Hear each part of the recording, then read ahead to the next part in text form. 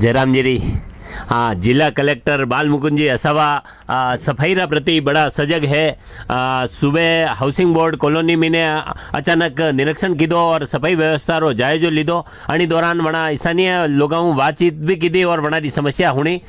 Collector साहब विशेष रूप या जांच क्षेत्र में ने कचरा संग्रहण वाला ऑटो टिपर नियमित आई रहा कि नहीं आई रहा, वणी में स्थानीय लोगों ने सफाई लईने फीडबैक लीधो और अधिकारियों ने आवश्यक निर्देश दीधा। निरीक्षण दौरान नगर परिषद आयुक्त ब्रजेश राय जी भी उपस्थित था और कलेक्टर साहब लोगों ने स्वच्छता बनाए रखवा लिए जागरूक किया।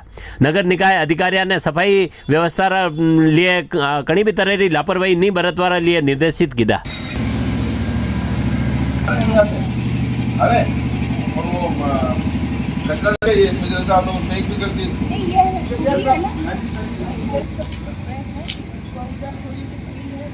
आपने वो टेम्पो वाला रुकता नहीं रुकता यहाँ पर? नहीं आ रहा।